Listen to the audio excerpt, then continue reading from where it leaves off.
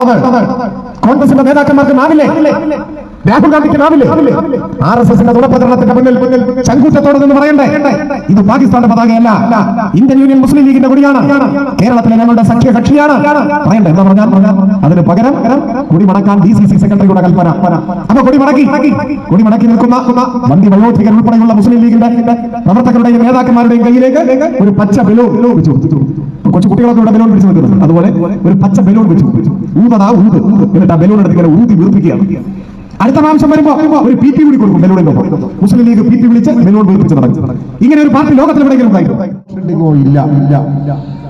ഇരുളിലാണ്ടുപോയ കേരളത്തെ വെള്ളി വെളിച്ചത്തിലേക്ക് നയിച്ചതായിരുന്നു നമ്മുടെ സർക്കാർ.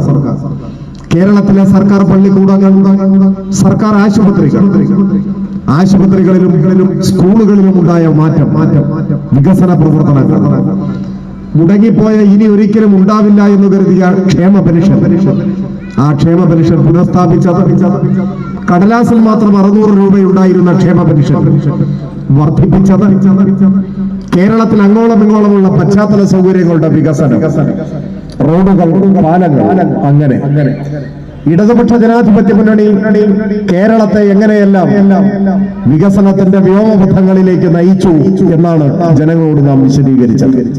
ഒപ്പം നൂറ്റാണ്ടിലെ മഹാപ്രളയത്തെയും മഹാവ്യാധിയെയും ആർജവത്തോടെ പൊരുതി തോൽപ്പിച്ച കരുത്തിന്റെ കൂടി പേരിലാണ് നാം വോട്ടഭ്യർത്ഥിച്ചത്. ജനങ്ങൾക്കത് ബോധ്യമായതുകൊണ്ടാണ് ചരിത്രം തിരുത്തിക്കുറിച്ചുകൊണ്ട് 99 സീറ്റ് നൽകി ഇടതുപക്ഷ ജനാധിപത്യ മുന്നണിയെ വീണ്ടും ഒരിക്കൽ കൂടി അധികാരത്തിലേറ്റിയത്. ഞാൻ ഇക്കാര്യം ആമുഖമായി സൂചിപ്പിച്ചത്, ഏതൊരു തിരഞ്ഞെടുപ്പിലും ഭരണകക്ഷി തിരഞ്ഞെടുപ്പിനെ നേരിടുമ്പോൾ ജനങ്ങളുടെ മുൻപാകെ വിശദീകരിക്കുക ഭരണ നേട്ടമാണ്, നേട്ടങ്ങൾ നിരത്തിക്കൊണ്ടാണ് വോട്ടഭ്യർത്ഥിക്കുക. എന്നാൽ 18ാം ലോകസഭാ തെരഞ്ഞെടുപ്പിൽ ഇന്ത്യയുടെ പ്രധാനമന്ത്രി എവിടെയെങ്കിലും ഒരു ദശാബ്ദം നീണ്ട തന്റെ ഭരണകാലത്തെ നേട്ടങ്ങൾ ജനങ്ങളുടെ മുൻപാകെ നിരത്തുന്നത് നിങ്ങൾ കേട്ടിട്ടുണ്ടോ? എവിടെയും കേൾക്കാനില്ല. 10 കൊല്ലം ഇന്ത്യ ഭരിച്ചതിന്റെ ഭാഗമായി ഇന്ത്യയിലെ സാധാരണക്കാരന്റെ ജീവിതത്തിൽ എന്ത് മാറ്റമുണ്ടായി, നമ്മുടെ നാടിനെന്ത് അഭിവൃദ്ധി ഉണ്ടായി, ഏതേത് പുതിയ പദ്ധതികൾ ആവിഷ്കരിക്കപ്പെട്ടു, അത് ഇന്ത്യയിലെ സാധാരണക്കാരന്റെ ജീവിതത്തെ എങ്ങനെയൊക്കെ മാറ്റി, അതല്ലേ പറയേണ്ടത്? അദ്ദേഹത്തിന് പറയാൻ സാധിക്കുമോ, ഞാൻ പ്രധാനമന്ത്രിയായിരുന്ന 10 കൊല്ലത്തെ ഭരണം കൊണ്ട് പാചകവാതകത്തിന്റെ വില പകുതിയായി കുറച്ചു, അതുകൊണ്ട് താമരയ്ക്ക് വോട്ട് ചെയ്യുവിൻ? പറയാൻ പറ്റുമോ? ഇപ്പൊ എത്രയാണ് ഒരു പാചകവാതക സിലിണ്ടറിന്റെ വില? എന്റെ മുന്നിലെല്ലാം സഹോദരിമാരും വീട്ടമ്മമാരുമാണ്, അവർക്കാണ് അത് കൂടുതലായിട്ട് അറിയുക. ഒരു പാചകവാതക സിലിണ്ടറിന് ഇപ്പൊ എത്രയാ വില? എത്രയാ? കഴിഞ്ഞ പ്രാവശ്യം എത്രയാ കൊടുത്ത്? എത്ര പറയുന്നുണ്ട്, എനിക്ക് ശരിയായിട്ട് കേൾക്കുന്നില്ല എന്നേ ഉള്ളൂ. ഏകദേശം 1000, ചെറിയ വ്യത്യാസമൊക്കെ ഉണ്ടാവും. 1000 ആയിട്ട് നമുക്ക് റൗണ്ട് ചെയ്യും. 1000 നരേന്ദ്രമോദി പ്രധാനമന്ത്രിയുടെ കസേരയിൽ ആദ്യമായി ഇരുന്നപ്പോഴോ 2014 ആരെങ്കിലും ഓർക്കുന്നുണ്ടോ? മറവി മനുഷ്യരെ കീഴ്പ്പെടുത്തിയ ഒരു കാലമാണ്. അതാണ് BJPയുടെ അനുഗ്രഹം. ഏകദേശം 400 രൂപയാണ്, 400 രൂപയിൽ താഴെയാണ് അന്ന് വില. പാചകവാതകം കണ്ടുപിടിച്ച കാലം മുതൽ 2014 വരെയുള്ള വിലവർദ്ധനവാണ് 400 രൂപ. 10 കൊല്ലം കൊണ്ടത് 1.5 മടങ്ങായി വർദ്ധിപ്പിച്ചു, 1.5 മടങ്ങ് കൂടി വർദ്ധിപ്പിച്ചു. അപ്പൊ പാചകവാതകത്തിന്റെ വില കുറച്ചു എന്ന് പറയാൻ പറ്റില്ല, എന്ന് മിണ്ടാൻ പറ്റില്ല. ജനങ്ങൾ കൈകാര്യം ചെയ്തത്. അപ്പൊ അതില്ല. പെട്രോളിന്റെയും ഡീസലിന്റെയും വില ഞാൻ പകുതിയാക്കി എന്ന് പറയാൻ പറ്റുമോ? ഇന്നത്രേ പെട്രോളിന് വില? അത് പുറകിലുള്ളവർക്കാണ് അറിയാം. ഇന്ന് ബൈക്കിന് എത്രയാ അടിച്ചത് പെട്രോൾ? 1 ലിറ്റർ പെട്രോളിന്റെ വില എത്രയാ? ചെറുപ്പക്കാർക്ക് അറിയാം, ചെറുപ്പക്കാർ പുറകിലാണ്. എത്രയാ ഇന്ന്?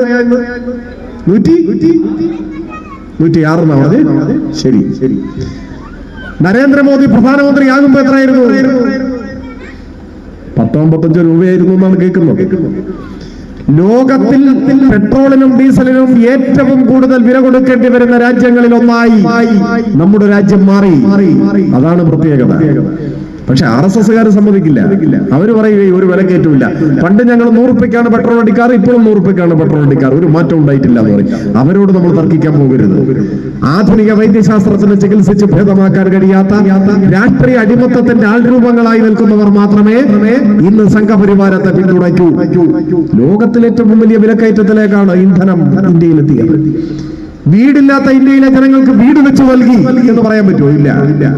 ലോകത്തിൽ ഏറ്റവും കൂടുതൽ ഭവനരഹിതർ, വീടില്ലാത്തവർ ദേശീയപാതയോരങ്ങളിൽ, റെയിൽവേ പുറമ്പോക്കുകളിൽ ഒരു ടാർപോളിൻ ഷീറ്റിന്റെ കീഴിൽ ഒരു കുടുംബം പുലരേണ്ട ഗതികേട് ഇന്ത്യയിലെ കോടിക്കണക്കിന് വരുന്ന നിർഭാഗ്യവാന്മാരും നിർഭാഗ്യവതികളുമായ മനുഷ്യർക്കുള്ളതാണ്. ലോകത്തിൽ ഏറ്റവും കൂടുതൽ വീടില്ലാത്ത മനുഷ്യരുടെ രാജ്യമാണ് ഇന്ത്യ. തൊഴിൽ ലോകത്തിൽ ഏറ്റവും കൂടുതൽ തൊഴിൽ രഹിതരായ അഭ്യസ്തവിദ്യരായ യുവതി യുവാക്കൾ ഇന്ത്യയിലാണ്. ലോകത്തിൽ ഏറ്റവും കൂടുതൽ കുട്ടികൾ പോഷകാഹാരക്കുറവ് കൊണ്ട് മരിച്ചു വീഴുന്ന രാജ്യങ്ങളിലൊന്ന് നമ്മുടെ രാജ്യമാണ്. പട്ടിണി എന്ന് പറയുമ്പോൾ നിങ്ങളുടെ മുഖത്തൊരു മാറ്റവും ഇല്ല. കാരണം എന്താണ്? പട്ടിണി മലയാളിക്ക് ഒരു വാക്കു മാത്രമാണ്, അനുഭവമല്ല. എനിക്ക് ഉറപ്പുണ്ട് നിങ്ങളിൽ ആരും സമീപകാലത്ത് പട്ടിണി കിടന്നിട്ടുണ്ടാവില്ല. കേരളത്തിൽ പട്ടിണിയില്ല. എന്നാൽ കേരളമല്ല ഇന്ത്യ. പട്ടിണിയുടെ കാര്യത്തിൽ ഗ്ലോബൽ ഹങ്കർ ഇൻഡെക്സ് കഴിഞ്ഞ മാസം പുതുക്കി. ഗ്ലോബൽ ഹങ്കർ ഇൻഡെക്സ് എന്ന് പറഞ്ഞാൽ പച്ചമലയാളം ആഗോള പട്ടിണി പട്ടിക എന്നാണ്. ആഗോള പട്ടിണി പട്ടിക എന്നാൽ ലോകത്തിൽ ഇപ്പോഴും പട്ടിണി നിലനിൽക്കുന്ന രാജ്യങ്ങളുടെ ഒരു പട്ടിക. ആ പട്ടികയിൽ നമ്മുടെ സ്ഥാനം എത്രയാണ്? 111. കഴിഞ്ഞ വർഷം 107. ഈ കൊല്ലം 4 രാജ്യങ്ങളുടെ കൂടി പുറകിലായി. നരേന്ദ്രമോദി പ്രധാനമന്ത്രി ആയ ഘട്ടത്തിൽ അത് 55. 10 കൊല്ലത്തെ ഭരണം കഴിഞ്ഞപ്പോൾ 111 രാജ്യങ്ങളുടെ പുറകിലായി നാം. നമ്മുടെ തൊട്ടയൽ രാജ്യങ്ങൾ, ദുർബലമായ സമ്പദ്ഘടനയുള്ള കൊച്ചു രാജ്യങ്ങൾ, അഫ്ഗാനിസ്ഥാനും പാകിസ്ഥാനും നേപ്പാളും ഭൂട്ടാനും മ്യാൻമറും ബംഗ്ലാദേശും ശ്രീലങ്കയും ഉൾപ്പെടെ ആ രാജ്യങ്ങളെല്ലാം നമ്മുടെ മുകളിലായി. നമ്മൾ ആ രാജ്യങ്ങളുടെയും പുറകിലായി. ലോകത്തിലെ ദാരിദ്ര്യത്തിന്റെ തലസ്ഥാനമായി ഇന്ത്യ മാറി. ഞാൻ ഇതിന്റെ സ്ഥിതിവിവര കണക്കുകൾ കൂടുതൽ വിശദീകരിക്കുന്നില്ല. ദാരിദ്ര്യം, പട്ടിണി, വിലക്കയറ്റം, എല്ലാ വറുതിയുടെയും തകർച്ചയുടെയും നാടായി ഇന്ത്യയെ മാറ്റി. ലോകത്തിൽ ഏറ്റവും കൂടുതൽ ഇന്ധനത്തിന് വില നൽകേണ്ടി വരുന്ന നാടായി മാറി. കർഷക ആത്മഹത്യയുടെ റിപ്പബ്ലിക്കായി മാറി. അപ്പൊ ഈ കാര്യങ്ങളെ കുറിച്ചൊന്നും നമ്മുടെ പ്രധാനമന്ത്രിക്ക് മിണ്ടാൻ പറ്റില്ല. ഭരണ നേട്ടങ്ങളെ കുറിച്ച് ഒരക്ഷരം പറയാനാവാത്ത ഇന്ത്യൻ പ്രധാനമന്ത്രി, അദ്ദേഹത്തിന്റെ പാർട്ടി, ആ പാർട്ടിയെ നിയന്ത്രിക്കുന്ന RSS, അതുകൊണ്ട് ഈ തെരഞ്ഞെടുപ്പിൽ വിശ്വാസികളെ ചൂഷണം ചെയ്യാൻ, വർഗീയമായി ഇന്ത്യയെ ധ്രുവീകരിക്കാൻ, മതവിഭാഗങ്ങൾക്കിടയിൽ സ്പർദ്ധയുണ്ടാക്കാൻ, അങ്ങനെ വർഗീയാടിസ്ഥാനത്തിൽ വോട്ട് ബാങ്കുകൾ സൃഷ്ടിച്ച് വർഗീയത ആളിക്കത്തിച്ച് ഒരിക്കൽ കൂടി ഇന്ത്യയിൽ അധികാരത്തിൽ വരാൻ കഴിയുമോ എന്ന പരിശോധനയാണ്. അതാണ് ഇപ്പൊ നോക്കിക്കൊണ്ടിരിക്കുന്നത്. ഞാനിവിടെ വരുമ്പോൾ നിതിൻ അതിനെ കുറിച്ചാണ് വിശദീകരിച്ചു കൊണ്ടിരുന്നത്. പൗരത്വ ഭേദഗതി നിയമം, അതിനെക്കുറിച്ച് ഭംഗിയായി അദ്ദേഹം പറഞ്ഞു. പൗരത്വത്തിന്റെ മാനദണ്ഡം മതമായി മാറുന്നു. അതാണ് വ്യത്യാസം. അത് ഇന്ത്യ ചരിത്രത്തിലെ ഒരു മാറ്റമാണ്. ലോകത്തിന്റെ മുന്നിൽ നാം നാണം കൊണ്ടു നിൽക്കുകയാണ്. ആധുനിക ലോകത്ത് ഒരു രാജ്യവും പൗരത്വ നിർണയത്തിന് മതം മാനദണ്ഡമായി സ്വീകരിക്കുന്നില്ല. അതാണ് ഇന്നത്തെ ലോകം. ഇതെന്തിനു വേണ്ടിയാണ്? തങ്ങൾക്ക് ഇഷ്ടമില്ലാത്തവരെയെല്ലാം ഇന്ത്യയിൽ നിന്ന് ആട്ടിപ്പായിക്കാനായി. 2025 RSSന്റെ 100ാം വയസ്സിൽ ഇന്ത്യയെ മത റിപ്പബ്ലിക്കാക്കി മാറ്റണം എന്നാണ് RSS കണക്കാക്കുന്നത്. ഒരു പക്ഷേ ഇതിനെ കുറിച്ച് ഇവിടെ പറഞ്ഞിട്ടുണ്ടാവാം. ആ മത റിപ്പബ്ലിക്കിന്റെ പ്രത്യേകത RSS വിശദീകരിച്ചിട്ടുണ്ട്. RSSന്റെ 2ാമത്തെ സർസംഘചാലകായിരുന്ന മാധവ സദാശിവ ഗോൾവൽക്കറാണ് വിചാരധാര എന്ന RSSന്റെ അടിസ്ഥാന ഗ്രന്ഥം എഴുതിയത്. അതിൽ RSSന്റെ സ്വപ്നത്തിലെ ഇന്ത്യയെ കുറിച്ച് വിശദീകരിക്കുന്നുണ്ട്. ആ പുസ്തകത്തിൽ പറയുന്നത് ഇന്ത്യയുടെ ഭീഷണിയാണ് മുസ്ലിങ്ങളും ക്രിസ്ത്യാനികളും കമ്മ്യൂണിസ്റ്റുകാരും എന്നാണ്. RSSന്റെ ഇന്ത്യയിൽ, RSSന്റെ സ്വപ്നത്തിലെ ഇന്ത്യയിൽ അവർ കാണുന്നത് മുസ്ലിങ്ങളില്ലാത്ത, ക്രിസ്ത്യാനികളില്ലാത്ത, കമ്മ്യൂണിസ്റ്റുകാരില്ലാത്ത ഒരു രാഷ്ട്രം എന്ന നിലയിലാണ്. ആ രാഷ്ട്രം കെട്ടിപ്പടുക്കാനുള്ള പരിശ്രമത്തിന്റെ ആദ്യ ഘട്ടമാണ് പൗരത്വ ഭേദഗതി നിയമം. തങ്ങൾക്ക് ഇഷ്ടമില്ലാത്ത ഒരു ജനവിഭാഗത്തെ ഇന്ത്യയിൽ നിന്ന് തുടച്ചു നീക്കാനാണ് നീക്കം. ആ ആശങ്കയുടെ നിഴലിലായി നമ്മുടെ സമൂഹത്തിലെ ഒരു വിഭാഗം ജന്മദേശം വിട്ടോടി പോകേണ്ടി വരുമോ? ജനിച്ച മതത്തിന്റെ പേരിൽ തങ്ങൾ ബഹിഷ്കൃതരായി മാറുമോ? ആ ആശങ്കയിൽ അരക്ഷിതാവസ്ഥയും ഇന്ത്യയിലെ കോടാനുകോടി മനുഷ്യർ കഴിയുമ്പോഴാണ് കേരളത്തിന്റെ മുഖ്യമന്ത്രിയുടെ ആശാവഹമായ പ്രഖ്യാപനം വന്നു. അദ്ദേഹം പറഞ്ഞു, പൗരത്വ ഭേദഗതി നിയമം കേരളത്തിന്റെ മണ്ണിൽ നടപ്പാവില്ല. എന്തൊരാശ്വാസമാണത്! ആശങ്കയിലാണ്ട ഒരു സമൂഹം ആ വാക്കുകളെ പ്രതീക്ഷയോടെ ഞങ്ങൾ ഒറ്റയ്ക്കല്ല എന്ന് തോന്നുന്നു. ഒരു സർക്കാർ ഞങ്ങളെ പിന്തുണയ്ക്കാനുണ്ട് എന്ന ആശ്വാസം. അപ്പോഴാണ് BJPയുടെ സംസ്ഥാന പ്രസിഡന്റിന്റെ വാർത്താ സമ്മേളനം. അദ്ദേഹം ചോദിക്കുന്നു, ഇന്ത്യൻ പാർലമെന്റ് പാസാക്കിയ ഒരു നിയമം എങ്ങനെ കേരളത്തിൽ മാത്രം നടപ്പാക്കാതിരിക്കും? അതാണ് ചോദ്യം. ആ ചോദ്യം നമ്മളെ ഭയപ്പെടുത്തില്ല, അത് പ്രതീക്ഷിതമാണ്. Party BJP. പക്ഷെ കേരളത്തിന്റെ പ്രതിപക്ഷ നേതാവ് VD സതീശൻ BJP പ്രസിഡന്റിന്റെ വാർത്താ സമ്മേളനം കഴിഞ്ഞ് മിനിറ്റുകൾ പിന്നീട് VD സതീശന്റെ ചോദ്യം BJP പ്രസിഡന്റ് ചോദിച്ച അതേ ചോദ്യം, ഒരേ വാചകം, ഒരേ വാക്കുകൾ, അതേ സ്വരം. അത് കഴിഞ്ഞപ്പോൾ മുസ്ലിം യൂത്ത് ലീഗിന്റെ പ്രസിഡന്റ് അതേ ചോദ്യം ചോദിക്കും. നിങ്ങൾ ആലോചിച്ച് നോക്കൂ, പൗരത്വ ഭേദഗതി വിഷയത്തിൽ കോൺഗ്രസും ലീഗും BJPയും ഒരേ ചോദ്യം ചോദിക്കും. പൗരത്വ ഭേദഗതി നിയമം കേരളത്തിൽ നടപ്പാക്കിയേ തീരൂ എന്ന വാദം. എന്തുകൊണ്ടാണ് മുഖ്യമന്ത്രി അങ്ങനെ പറഞ്ഞത്? പാർലമെന്റ് പാസാക്കിയ നിയമമാണ്. പക്ഷേ പാർലമെന്റിന് നിയമം പാസാക്കാൻ അധികാരമുണ്ട്. സംസ്ഥാന നിയമസഭകൾക്കുണ്ട്, ഒട്ടേറെ വേദികൾക്കുണ്ട്. ഇവിടെ ഒരു വായനശാലയുണ്ടെങ്കിൽ ആ വായനശാലയ്ക്കും നിയമം നിർമ്മിക്കാനുള്ള അധികാരമുണ്ട്. വായനശാലയെ കുറിച്ചുള്ള നിയമം. പക്ഷേ ഒന്നുണ്ട്, വായനശാലയായാലും പാർലമെന്റ് ആയാലും നിയമം നിലനിൽക്കണമെങ്കിൽ അത് ഭരണഘടനയ്ക്ക് വിധേയമായിരിക്കണം. ഇന്ത്യയുടെ ഒന്നാമത്തെ നിയമം ഇന്ത്യൻ ഭരണഘടനയാണ്. അത് ഭരണഘടനയാണ്. ആ ഭരണഘടനയ്ക്ക് വിരുദ്ധമായ ഒരു നിയമവും ഇന്ത്യയിൽ നിലനിൽക്കില്ല. ഭരണഘടന എന്താണ് പറയുന്നത്? ഇന്ത്യൻ ഭരണഘടനയുടെ അടിസ്ഥാന തത്വങ്ങളിൽ ഏറ്റവും പ്രധാനപ്പെട്ട ഒന്ന് ആർട്ടിക്കിൾ 14 തുല്യതയാണ്. എല്ലാ ഇന്ത്യൻ പൗരന്മാരും തുല്യരാണ്, സമന്മാരാണ്. പൗരത്വ ഭേദഗതി നിയമം എന്ന് പറയുന്നു. പൗരത്വ ഭേദഗതി നിയമം പറയുന്നു ഇന്ത്യൻ പൗരന്മാർ തുല്യരല്ല, സമന്മാരല്ല, മതാടിസ്ഥാനത്തിൽ ഭേദപ്പെട്ടിരിക്കുന്നു. അതാണ് പ്രശ്നം. പൗരത്വ ഭേദഗതി നിയമം ഇന്ത്യൻ ഭരണഘടനയ്ക്കെതിരെ. അതുകൊണ്ട് ആ നിയമം ഇവിടെ നടപ്പാക്കില്ല. അതാണ് മുഖ്യമന്ത്രി സ്വീകരിച്ച നിലപാട്. കേരളത്തിന്റെ ഗവൺമെന്റ് തന്നെ ആ നിയമത്തിനെതിരെ സുപ്രീം കോടതിയിൽ ഇപ്പോൾ നിയമയുദ്ധം നടത്തുന്നു. പക്ഷെ കോൺഗ്രസിന്റെ നിലപാട് എന്താണ്? മല്ലികാർജുന ഖാർഗെയോട് വാർത്താലേഖകർ ചോദിച്ചു, പൗരത്വ ഭേദഗതി നിയമം നിങ്ങൾ അധികാരത്തിൽ വന്നാൽ പിൻവലിക്കുമോ?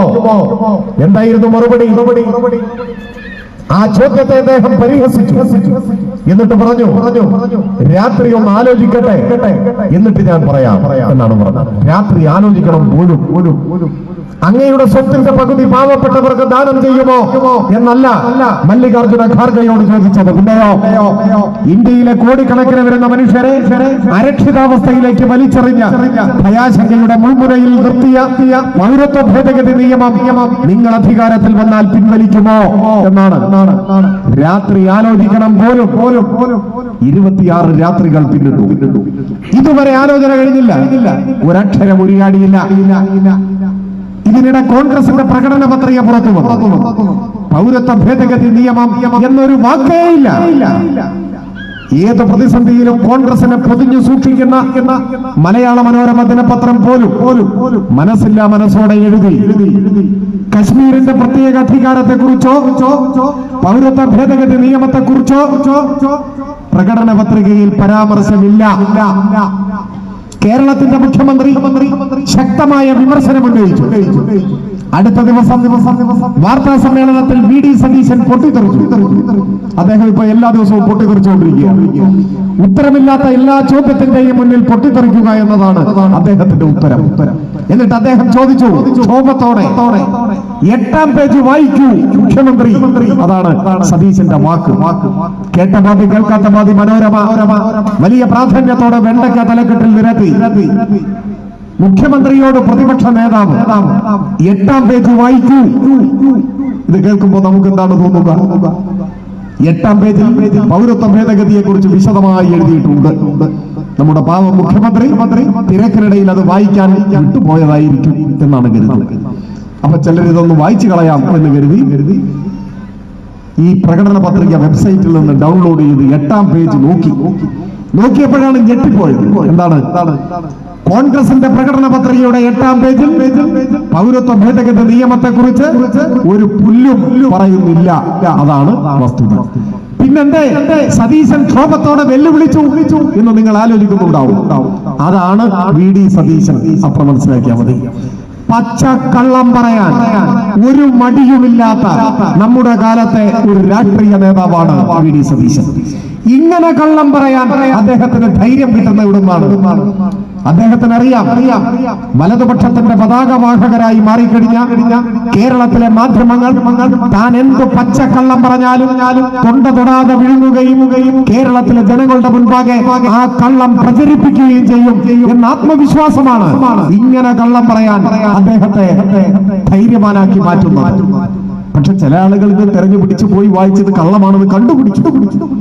പിറ്റേ ദിവസം എം.എം. ഹസനോട് ചോദിച്ചു, 8-ാം പേജ് എന്ന് പറഞ്ഞിട്ട് 8-ാം പേജിൽ ഒന്നും ഇല്ലല്ലോ, എന്തുകൊണ്ടാണ് പൗരത്വ ഭേദഗതി നിയമത്തെ കുറിച്ച് കോൺഗ്രസ് ഒന്നും പറയാത്ത? എം.എം. ഹസൻ കണക്ക് തീർത്തു മറുപടി പറഞ്ഞു. എം.എം. ഹസൻ പറഞ്ഞത് വി.ഡി. സതീശൻ പറഞ്ഞതുപോലെയല്ല. പിന്നെയോ എം.എം. ഹസന്റെ വാക്കുകൾ ഇങ്ങനെയായിരുന്നു: ഈ പരിസര പ്രദേശങ്ങളിൽ എവിടെയെങ്കിലും കോൺഗ്രസിന്റെയും മുസ്ലിം ലീഗിന്റെയും പ്രവർത്തകരുണ്ടെങ്കിൽ ചെവി തുറന്നു കേട്ടുകൊള്ളുക.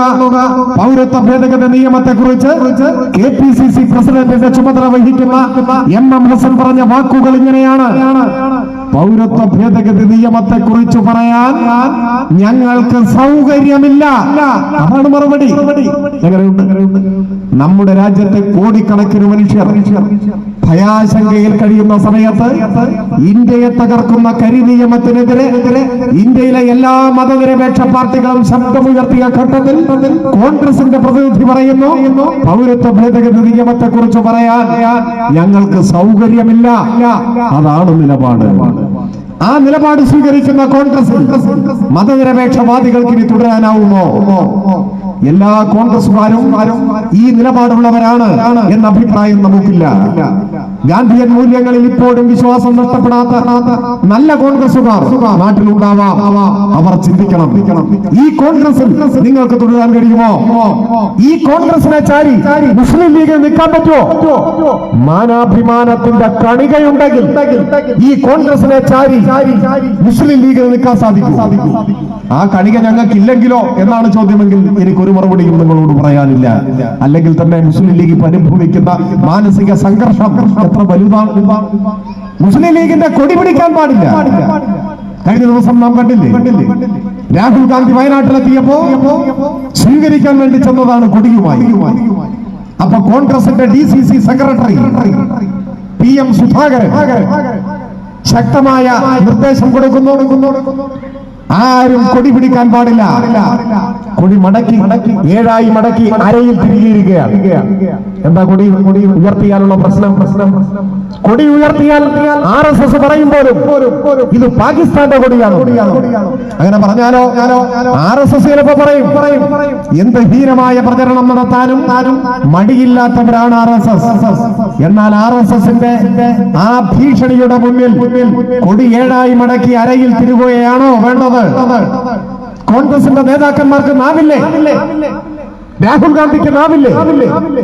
RSSന്റെ നുണപ്രചരണത്തിന്റെ മുന്നിൽ ചങ്കൂറ്റത്തോടെ നിന്ന് പറയണ്ടേ, ഇത് പാകിസ്ഥാന്റെ പതാകയല്ല, ഇന്ത്യൻ യൂണിയൻ മുസ്ലിം ലീഗിന്റെ കൊടിയാണ്, കേരളത്തിലെ ഞങ്ങളുടെ സഖ്യകക്ഷിയാണ് പറയണ്ടേ? എന്താ പറഞ്ഞാൽ അതിന് പകരം കൊടി മടക്കാൻ DCC സെക്രട്ടറിയുടെ കൽപ്പന. അപ്പൊ കൊടി മടക്കി നിൽക്കുന്ന വന്ധ്യവയോധികർ ഉൾപ്പെടെയുള്ള മുസ്ലിം ലീഗിന്റെ പ്രവർത്തകരുടെയും നേതാക്കന്മാരുടെയും കയ്യിലേക്ക് ഒരു പച്ച ബലൂൺ വെച്ചു. കൊച്ചു കുട്ടികളൊക്കെ ഇവിടെ ബലൂൺ പിടിച്ചു നിൽക്കുന്നുണ്ട്. അതുപോലെ ഒരു പച്ച ബലൂൺ വെച്ചു. ഊതടാ ഊത് എന്നിട്ട് ആ ബലൂൺ എടുത്ത് ഇങ്ങനെ ഊതി വീർപ്പിക്കുകയാണ്. അടുത്ത പ്രാവശ്യം വരുമ്പോ ഒരു PP കൂടി കൊടുക്കും ബലൂണിന്റെ ഒപ്പം. മുസ്ലിം ലീഗ് PP വിളിച്ച് ബലൂൺ വീർപ്പിച്ച് നടക്കും. ഇങ്ങനെ ഒരു പാർട്ടി ലോകത്തിൽ എവിടെയെങ്കിലും ഉണ്ടായിട്ടുണ്ട്? കൊടി താഴ്ത്തുക എന്ന് പറഞ്ഞാൽ അതൊരു പ്രയോഗമാണ്, തോൽക്കുക എന്നാണ് അർത്ഥം. ആയുധം വെച്ചു, കൊടി താഴെ വെച്ചു എന്നൊക്കെ പറഞ്ഞാൽ പരാജയം സമ്മതിച്ചു എന്നാണ് അർത്ഥം. മുസ്ലിം ലീഗ് എന്ന് പറയുന്ന പാർട്ടിക്ക് നിങ്ങൾക്ക് നിങ്ങളുടെ പതാക ഒരു പീറ തുണിയാണോ? അബ്ദുറഹ്മാൻ ബാബയ്ക്ക് തങ്ങളോ CH ഇസ്മായിൽ സാഹിബും ശിഹാബ് തങ്ങളോ അങ്ങനെ കേരളത്തിന്റെ രാഷ്ട്രീയ ചരിത്രത്തിൽ അടയാളങ്ങൾ തീർത്ത ലീഗിന്റെ നേതാക്കന്മാർ ഉയർത്തിപ്പിടിച്ചൊരു പതാക. ആ പതാക ഇപ്പൊ DCC സെക്രട്ടറി RSSന്റെ ഭീഷണിയുടെ മുന്നിൽ ആജ്ഞാപിക്കുമ്പോ നിങ്ങൾ മടക്കി വെക്കുന്നു. എന്തൊരു ലജ്ജാകരമായ സ്ഥിതിയാണ്. ലോകത്തിൽ ഏതെങ്കിലും ഒരു പാർട്ടിക്ക് ഇങ്ങനെ നാണം കെട്ട ഒരു അനുഭവത്തെ നേരിടേണ്ടതായി വന്നിട്ടുണ്ടാവും. ഇനിയിപ്പോ വേറൊന്നുകൂടി ഞാൻ പറഞ്ഞുതരാം. ഈ DCC സെക്രട്ടറി ഉണ്ടല്ലോ, കൊടി പുറത്തെടുക്കാൻ പാടില്ല എന്ന് RSS പറഞ്ഞു എന്ന് പറഞ്ഞ് മുസ്ലിം ലീഗിനെ കൊണ്ട് കൊടി താഴെ വെപ്പിച്ച കോൺഗ്രസിന്റെ വയനാട് ജില്ലാ സെക്രട്ടറി PM സുധാകരൻ ഈ യോഗം തുടങ്ങുന്നതിന് അല്പം മുമ്പ് BJPയിൽ ചേർന്നു. BJPയിൽ മെമ്പർഷിപ്പ് വയനാടുകൾ പറ്റി. അതാണ് നാളത്തെ പത്രത്തിൽ വായിക്കാം. Wayanad DCC secretary BJP. അതാണ് കോൺഗ്രസ്. ആ കോൺഗ്രസിനെ വിശ്വസിച്ച് എത്ര കാലം നിങ്ങൾ നിൽക്കും എന്നാണ് ഞാൻ ചോദിച്ചത്. DCC സെക്രട്ടറി മാത്രമല്ല, ഇന്ന് ഉച്ചയോടെ ഇന്ത്യൻ നാഷണൽ കോൺഗ്രസിന്റെ അഖിലേന്ത്യാ ജനറൽ സെക്രട്ടറി, അഖിലേന്ത്യാ ജനറൽ സെക്രട്ടറി തജീന്ദർ സിംഗ് ബിഡ്ഡു, ഹിമാചൽ പ്രദേശിന്റെ ചുമതല വഹിക്കുന്നയാളും പ്രിയങ്ക ഗാന്ധിയുടെ ഉറ്റ അനുയായിയുമെന്നാണ് അദ്ദേഹത്തെ മാധ്യമങ്ങൾ വിശേഷിപ്പിക്കുന്നത്. അദ്ദേഹം BJPയിൽ ചേർന്നു. കഴിഞ്ഞ ദിവസം റോഹൻ ഗുപ്ത, കോൺഗ്രസിന്റെ അഖിലേന്ത്യാ വക്താവ്, സീറ്റ് കിട്ടാത്തത് കൊണ്ട് പാർട്ടി മാറുന്ന കോൺഗ്രസ് നേതാക്കന്മാരെ നമ്മൾ ധാരാളം കണ്ടിട്ടുണ്ട്. ഇതങ്ങനെയല്ല. അഖിലേന്ത്യാ വക്താവിന് സീറ്റ് കിട്ടി. അഹമ്മദാബാദ് ഈസ്റ്റ് മണ്ഡലത്തിൽ കോൺഗ്രസിന്റെ സ്ഥാനാർത്ഥിയായി ഈ പറയുന്ന വക്താവ് രോഹൻ ഗുപ്തയെ കോൺഗ്രസിന്റെ നേതൃത്വം തീരുമാനിച്ചു. രോഹൻ ഗുപ്ത സ്ഥാനാർത്ഥിത്വം പോകുമ്പോൾ എനിക്ക് വേണ്ട എന്ന് പറഞ്ഞ് നേരെ BJPയിൽ പോയിരിക്കുകയാണ്. സ്ഥാനാർത്ഥിത്വം കിട്ടിയിട്ടും പോയി. കഴിഞ്ഞ ദിവസങ്ങളിൽ ആരൊക്കെ പോയി? എല്ലാ സംസ്ഥാനത്തെയും തലയെടുപ്പുള്ള നേതാക്കന്മാർ. മധ്യപ്രദേശ് കോൺഗ്രസിന്റെ സംസ്ഥാന പ്രസിഡന്റും കേന്ദ്രമന്ത്രിയുമായിരുന്നു സുരേഷ് പച്ചൗരി, കോൺഗ്രസ് വിട്ട് BJPയിൽ പോയി. ഒഡീഷയിലെ കോൺഗ്രസിന്റെ ഉപാധ്യക്ഷനായിരുന്നു രജത് ചൗധരി പോയി. ഹിമാചൽ പ്രദേശിൽ 6 കോൺഗ്രസ് MLA-മാർ പ്രകടനമായി പോയി. നമ്മുടെ തൊട്ടയൽ സംസ്ഥാനം തമിഴ്നാട്ടിലെ കോൺഗ്രസിന്റെ നിയമസഭാ കക്ഷി നേതാവായിരുന്നു വിജയധരണി. 2 ആഴ്ച മുൻപ് കോൺഗ്രസ് വിട്ട് BJPയിൽ പോയി. കർണാടകയിലെ കോൺഗ്രസിന്റെ സംസ്ഥാന secretary PCC secretary HN Ravindra ഏതാണ്ട് അതേ സമയത്ത് തന്നെ കോൺഗ്രസ് വിട്ട് BJPയിൽ പോയി. ജാർഖണ്ഡിലെ കോൺഗ്രസിന്റെ ഒരേ ഒരു ഒറ്റ MP അവിടെ ഉണ്ടായിരുന്നു, ഗീതാ കോട. അവർ കോൺഗ്രസ് വിട്ട് BJPയിൽ ചേർന്നു കഴിഞ്ഞ ദിവസം. ഇന്ത്യ മുഴുവൻ. കേരളത്തിലോ അതിന്റെ അനുരണനങ്ങൾ ഇവിടെയും ഉണ്ടായി. കരുണാകരന്റെ മകൾ പത്മജ, അതിനു മുൻപ് ആന്റണിയുടെ മകൻ, അതിനു മുൻപ് R ശങ്കറിന്റെ മകൻ 1962 കേരളത്തിന്റെ മുഖ്യമന്ത്രിയായി സത്യപ്രതിജ്ഞ ചെയ്ത കോൺഗ്രസ് നേതാവിന്റെ പേരാണ് R ശങ്കർ. ആദ്യം അദ്ദേഹത്തിന്റെ മകനാണ് പോയത് കുറെ മുമ്പ്. പിന്നെ ആന്റണി, പിന്നെ കരുണാകരൻ. നിങ്ങൾ ആലോചിച്ച് നോക്കൂ, കേരളത്തിലെ കോൺഗ്രസിന്റെ മുൻ മുഖ്യമന്ത്രിമാരുടെ എല്ലാ മക്കൾ BJPയിൽ ചേരുക. R ശങ്കറിന്റെ മകൻ, ആന്റണിയുടെ മകൻ, കരുണാകരന്റെ മകൾ. അടുത്താരായിരിക്കും? നിങ്ങൾക്ക് ഊഹിക്കാൻ പറ്റൂ അടുത്താരായിരിക്കും? അടുത്താരായിരിക്കും? ആരോ പറഞ്ഞു. അതെ, അതിന്റെ സൂചന വന്നു. എന്താണ്? പ്രസ്താവന വന്നു. BJP-യിൽ ചേർന്നതിന്റെ പേരിൽ ആരും പത്മജയെ കുറ്റപ്പെടുത്തരുത് എന്ന് ചാണ്ടി ഉമ്മൻ ഒപ്പ്. ആ പട്ടിക ഇതോടുകൂടി പൂർത്തിയാകാൻ പോവാണ്. എന്തേ ഇങ്ങനെ സംഭവിക്കുന്നു? കേരളത്തിലെ മതന്യൂനപക്ഷങ്ങൾക്ക്, മതനിരപേക്ഷവാദികൾക്ക് ഈ കോൺഗ്രസിൽ പ്രതീക്ഷ അർപ്പിക്കാൻ വേണ്ടി ഞാൻ നേരത്തെ പറഞ്ഞ രാജ്യത്തെ മുസ്ലിങ്ങളെയും ക്രൈസ്തവരെയും കമ്മ്യൂണിസ്റ്റുകാരെയും ഭീഷണിയായി എഴുതി വെച്ച ഗോൾവോൾക്കറുടെ ജന്മശതാബ്ദി നിലവിളക്കുകുളത്തിൽ ഉദ്ഘാടനം ചെയ്യാൻ സംഘപരിവാരം ക്ഷണിച്ചത് നമ്മുടെ പ്രതിപക്ഷ നേതാവിനെ VD സതീശൻ. ആ ക്ഷണം സ്വീകരിച്ച് ഗോൾവോൾക്കറിന്റെ ചില്ലിട്ട ചിത്രത്തിന്റെ താഴെ നിലവിളക്കുകുളത്തിൽ നമ്രശിരസ്കനായി നിൽക്കാൻ അദ്ദേഹത്തിന് ഒരു മടിയും ഉണ്ടായില്ല. എന്നാൽ അദ്ദേഹത്തെയും കടത്തി വിട്ടിക്കൊണ്ടാണ് KPCC പ്രസിഡന്റ് പറഞ്ഞത്, എനിക്ക് പോകണമെന്ന് തോന്നിയാൽ ഞാൻ BJP-യിലേക്ക് പോകും. കോൺഗ്രസ്കാർക്കിടയിലെ സൗഹൃദ തർക്കം ഇവരിൽ ആര് ആദ്യം പോകും എന്ന് മാത്രമാണ്. ആരാദ്യം പോകും, KPCC പ്രസിഡന്റോ അതോ പ്രതിപക്ഷ നേതാവോ? ഇത്തരം ചില്ലറ കാര്യങ്ങൾ മാത്രമാണ് ഇപ്പോ അവശേഷിക്കുന്നത്, തർക്കമായി അവശേഷിക്കുന്നത്. ഇതാണ് കോൺഗ്രസ്. മതനിരപേക്ഷവാദികൾക്ക് പ്രതീക്ഷയർപ്പിക്കാൻ കഴിയാത്ത, വർഗീയതയ്ക്കെതിരായ പോരാട്ടത്തിന് നേതൃത്വം കൊടുക്കാൻ കരുത്തില്ലാത്ത പാർട്ടിയായി കോൺഗ്രസ് മാറി. ആ കോൺഗ്രസിന്റെ നേതാവ് രാഹുൽ ഗാന്ധി കേരളത്തിൽ വന്ന് ആരൊക്കെയോ എഴുതി കൊടുക്കുന്ന വിഡ്ഢിത്തങ്ങൾ യാതൊരു ഉത്തരവാദിത്വ ബോധവുമില്ലാതെ പുലമ്പുക. അദ്ദേഹം ചോദിക്കുന്നു, എന്തുകൊണ്ടാണ് കേന്ദ്രം പിണറായിയെ അറസ്റ്റ് ചെയ്ത് ജയിലിലിടാത്തത്? അതിനാണ് അദ്ദേഹത്തിന്റെ സങ്കടം. എന്തൊരു വഷളൻ ചോദ്യമാണെന്ന്. പിണറായിയുടെ ചോരയ്ക്ക് വേണ്ടി കേന്ദ്ര ഏജൻസികൾ ദാഹിക്കാൻ തുടങ്ങിയിട്ട് എത്ര നാളായി? ED-യും മറ്റെല്ലാ അന്വേഷണ ഏജൻസികളും എത്ര വർഷമായി കേരളത്തിൽ വട്ടമിട്ട് പറക്കുന്നു? എന്തേ പിണറായിയുടെ ഒരു രോമത്തിൽ പോലും തൊടാനാവുന്നില്ല? എന്താ കാരണം? സൂക്ഷ്മദർശിനി വെച്ച് നോക്കിയിട്ടും പിണറായിയുടെ പേരിൽ നടപടിയെടുക്കാൻ തെളിവിന്റെ 1000-ൽ 1 അംശം ഒരു കള്ള സാക്ഷി മൊഴി പോലും കിട്ടുന്നില്ല. അതാണ് അവർ നോക്കിക്കൊണ്ടേയിരിക്കുകയാണ്, കള്ളക്കേസിൽ കുടുക്കാൻ, ജയിലടക്കാൻ. അപ്പോഴാണ് രാഹുൽ ഗാന്ധിയുടെ ചോദ്യം, ഇന്ത്യ സഖ്യത്തിന്റെ നേതാവാണ് പോലും ആ രീതിയിൽ തിരിച്ചു ചോദിച്ചാലോ? ഇതുവരെ അങ്ങനെ ചോദിച്ചിട്ടില്ല. നാം ചോദിക്കാത്തത് ചോദ്യമില്ലാത്തത് കൊണ്ടല്ല. വർത്തമാനകാല ഇന്ത്യയിൽ വർഗീയ ഭീകരതയ്ക്കെതിരായ പോരാട്ടത്തിനിടയിൽ ഇത്തരത്തിലുള്ള വില കുറഞ്ഞ ചോദ്യങ്ങൾക്ക് മറുപടി പറഞ്ഞ സമയം കളയേണ്ടതുണ്ടോ എന്ന ആശയക്കുഴപ്പം കൊണ്ടാണ്. പക്ഷെ പറഞ്ഞ സ്ഥിതിക്ക് വേണമെങ്കിൽ നമുക്ക് ചോദിക്കാം. ഇപ്പോഴും ചോദിക്കുന്നില്ല. പക്ഷേ ഒരു ചോദ്യമുണ്ട്. എന്തേ രാഹുൽ ഗാന്ധി അറസ്റ്റ് ചെയ്ത് ജയിലടച്ചില്ല? എന്തേ രാഹുൽ ഗാന്ധിയുടെ മാതാവ്, കോൺഗ്രസിന്റെ നേതാവ് സോണിയാഗാന്ധിയെ കേന്ദ്രം അറസ്റ്റ് ചെയ്ത് ജയിലിലടച്ചില്ല? ഇതിനെ അഡ്ജസ്റ്റ്മെന്റ് എന്ന് ഞങ്ങൾക്ക് വിളിക്കാമോ? ആ ചോദ്യത്തിന് കൂടുതൽ പ്രസക്തിയുണ്ട്. കാരണം നാഷണൽ ഹെറാൾഡ് കേസിൽ, സാമ്പത്തിക തട്ടിപ്പ് കേസിൽ രണ്ടുപേരും പ്രതിയായി കോടതിയിൽ നിൽക്കുകയാണ്. 750 കോടിയോളം രൂപയാണ് അത്രേ കണ്ടുകിട്ടിയത്. ഇതിനോടകം അനധികൃത സ്വത്തായി കോടിക്കണക്കിന് രൂപ കണ്ടുകെട്ടി കഴിഞ്ഞു.